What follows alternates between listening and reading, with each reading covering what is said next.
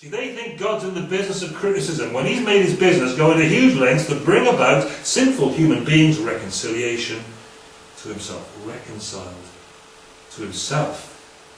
See that? Not just reconciled, but reconciled to Himself. Sin alienates, sin separates, doesn't it? People can see that. But sin primarily alienates human beings from God. They find that harder to see. Why is that? We do live in an age that's desperately trying to write the Creator out of the script in order to be able to behave as it feels like. Okay? Is that true? We want to behave as we feel we should. So sin gets defined in terms of what is sin against society. That's all that's left.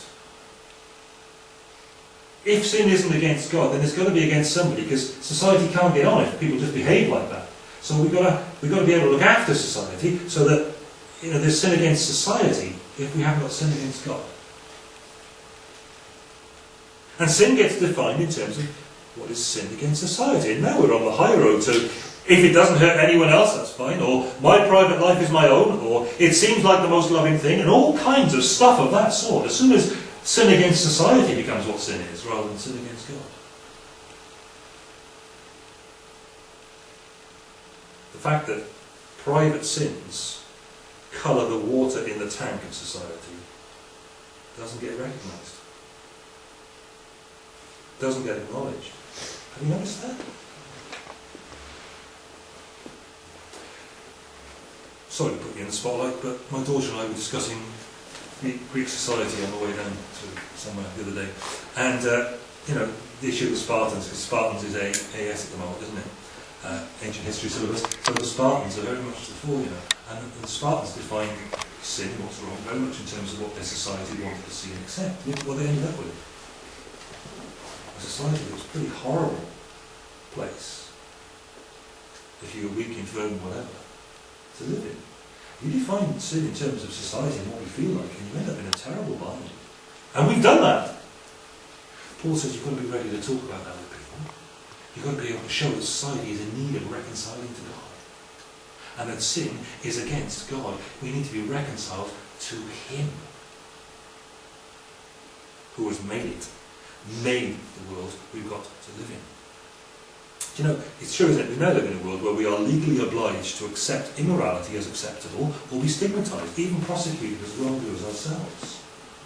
I've had fresh stuff through this week of cases going to the European Court of people who are in a terrible bind legally because we've defined sin in terms of society rather than in terms of the one who made the world in which society arises and exists. Sin's been defined as against society rather than against God. And because an inadequate analysis of what that does, analysis of what sin against society does to society, has prevailed. Okay.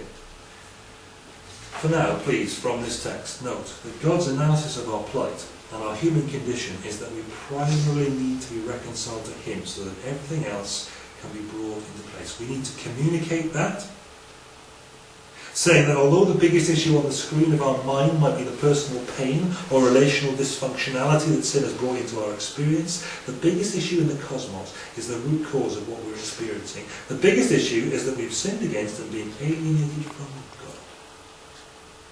Why have I got this going on? Why is this hurting? Why am I in this pain? Why is our world in a mess with God? Because we've taken leave of the Creator who created it in a certain way, to function along certain lines, and redefine what we should and shouldn't be doing in terms of our own, unrelated to an in-depth knowledge of the system in which we have to exist. We need to be reconciled to God. Sort the relationship with God and the other stuff starts coming back into place. We need to be reconciled to Himself. Now there is a terrible problem with that proposition. Can you see it? If we're saying to people that we need to be reconciled to God on account of the disruption of our relationship with Him because of sin, there's a terrible problem here. Because the one we need to be reconciled to has a constitutional aversion to injustice. He has been wronged. Absolutely. There is no doubt. He has been wronged by me.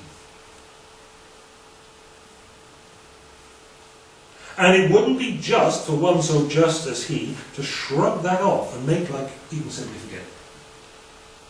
There's a great little expression in Welsh I used with an elderly farmer the other day. I've done something and he, oh, thank you very much. Anghofioch ar beth. Forget about that. Just forget about it.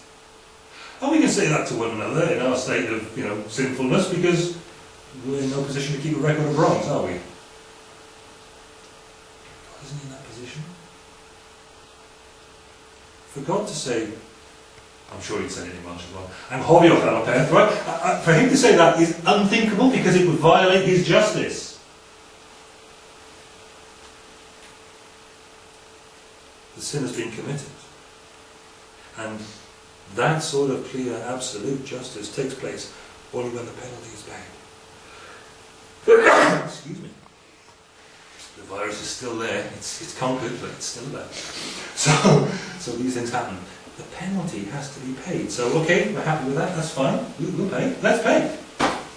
We'll pay the penalty. Human beings are proud, and we like to say, come on, we'll sort this one out for ourselves. What's the fine? What's the fine? Now here's where it gets really problematic, and here's where the explanation really has to get good.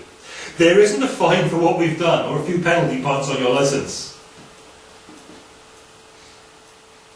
The sin we've committed is a capital sin, and the verdict is guilty and the penalty is death.